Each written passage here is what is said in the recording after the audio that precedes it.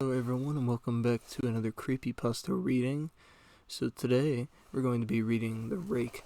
During the summer of 2003, events in the northeastern United States involving a strange human-like creature sparked brief local media interest before an apparent blackout was intact.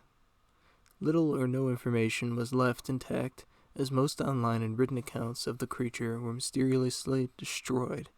Primarily focused in rural New York State and once found in Idaho, self-proclaimed witnesses told stories of their encounters with a creature of unknown origin.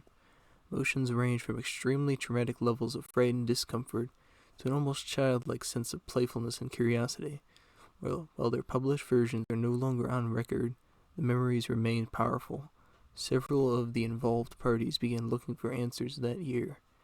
In early 2006, the collaboration had accumulated nearly 24 documents dating before the 12th century and present day, spanning 4 continents. In almost all cases, stories were identical. I've been in contact with a member of this group and was able to get some excerpts from their upcoming book, A Suicide Note, 1964. To prepare to take my life, I feel it necessary to assuage any guilt or pain I've introduced through this act. It is not the fault of anyone other than him. For once I awoke and felt his presence, and once I awoke and saw his form. Once again I awoke and heard his voice, and looked into his eyes. I cannot sleep without fear, or would my next awake to experience. I cannot ever wake. Goodbye. Found in the same wooden box were 2 empty envelopes addressed to William and Rose, and 1 loose personal letter with no envelope. Dearest Lenny, I have prayed for you. He spoke your name. A journal entry, translated from Spanish. I have experienced the greatest terror. I have experienced the greatest terror. I have experienced the greatest terror. I see his eyes when I close mine. They are hollow, black. They saw me and pierced me. His wet hand. I will not sleep. His voice. A mother's log. 1961. He came to me in my sleep. From the foot of my bed I felt a sensation. He took everything. We must return to England. We shall not hear again. At the request of the Rake. For Witness, 2006. 3 years ago, I had just returned from a trip from Niagara Falls with my family for the 4th of July. We were all very exhausted after a long day of driving. So my husband and I put the kids right to bed, and we called it a night. At about 4 in the morning, I woke up thinking my husband had gotten up to use the bathroom. I used the moment to steal back the sheets, only to wake him in the process. I apologized and told him I thought he got out of bed. When he turned to face me, he grasped and pulled his feet up from the end of the bed so quickly his knee almost knocked me out of bed. He then grabbed me and said nothing. However, after adjusting to the dark for a half second, I was able to see what caused the strange reaction. At the foot of the bed, sitting, facing away from us, there was what appeared to be a naked man or a large hairless dog of some sort. Its body position was disturbing and unnatural, as if it had been hit by a car. For some reason, I was not instantly frightened by it, but more concerned as to its condition. At this point, I was somewhat under the assumption that we were supposed to help him. My husband was peering over his arm and knee, tucked into the fetal position, occasionally glancing at me before returning to the creature. In a flurry of motion, the creature scrambled around the side of the bed, and then crawled quickly in a flailing sort of motion right along the bed until it was less than a foot away from my husband's face. The creature was completely silent for about 30 seconds. It just seemed, just looking at my husband. The creature then placed its hand on his knee and ran into the hallway leading to the kids' room.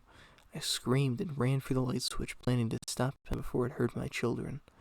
When I got to the hallway, the light from the bedroom was enough to see, crouching and hunched about 20 feet away.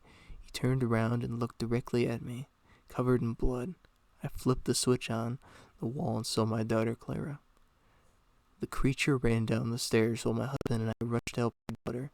She was very badly injured and spoke only once more in her short life. She said, "He is the Rake." My husband drove his car into a lake that night. While rushing our daughter to the hospital, they did not survive. Being a small town news, got around pretty quickly. The police were helpful at first, and the local newspaper took a lot of interest as well. However, the story was never published, and the local television news never followed up either. For several months, my son Justin and I stayed in a hotel near my parents' house, After we decided to return home, I began looking for answers myself. Eventually located a man the next town over who had a similar story. We got in contact and began talking about our experience. He knew of 2 other people in New York who had seen the creature we now referred to as the Rake. It took the 4 of us about 2 solid years of hunting on the internet and writing letters to come up with a small collection of what we believed to be accounts of the Rake. None of them gave any details, history, or follow-up. One journal had an entry involving the creature in its first 3 pages and never mentioned it again. A ship's log explained nothing of the encounter, saying only that they were told to leave by the Rake. That was the last entry in the log. There were, however, many instances where the creature's visit was one of a series of visits with the same person. Multiple people also mentioned being spoken to, my daughter included. This led us to wonder if the Rake has visited any of us before our last encounter. I set up a digital recorder near my bed and left it running all night, every night, for 2 weeks. I would tediously scan through the sounds of me rolling around in my bed each day when I would wake up. By the end of the 2nd week, I was quite used to the occasional sounds of sleep while blurring through the recording at 8 times the normal speed. This took me almost an hour every day. On the first day of the 3rd week, I thought I heard something different. What I found was a shrill voice. It was the Rake. I can't listen to it long enough to even begin to transcribe it. I haven't felt anyone listen to it yet. All I know is that I've heard it before, and I now believe that it spoke whenever it was sitting in front of my husband.